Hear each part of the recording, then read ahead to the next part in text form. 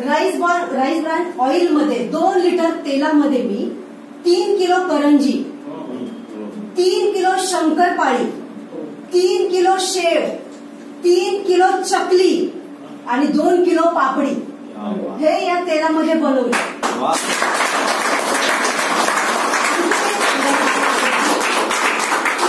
आपण जेव्हा म्हणतो ना की हे तेल काळं पडतं का, तर मी एक डेमो केला.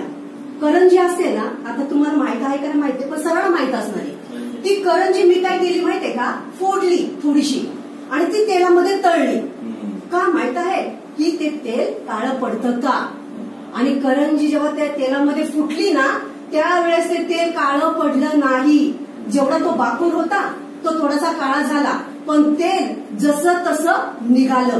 आणि विशेष म्हणजे ह्या 2 किलो तेलामधलं पावशेर तेल उरलं आणि काल मी त्याची 4 किलोची बिर्याणी बनवलीये.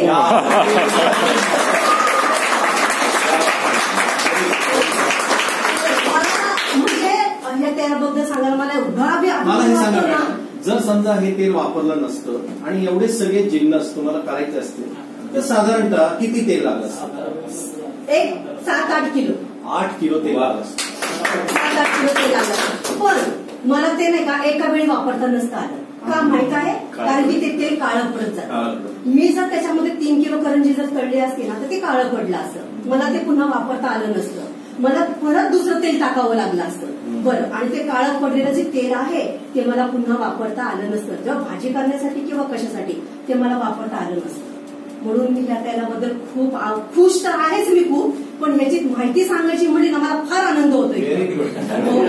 आणि विशेष म्हणजे बिर्याणी खाऊन सगळे खुश झाले. त्यांना माहिती पण नाहीये की हे तेल फ्रेश नाहीये म्हणून. काही काय म्हणतात माहितीये का, की हे जे तेल आहे ना गोड होतं. करंजी तळली, शंकरपाळी तळली किंवा काय होतं तर हे तेल गोड पडतं. पण तसं काहीही झालेलं नाही. खूप सुंदर बिर्याणी झाली, सगळ्यांनी आवडीने खाल्ली.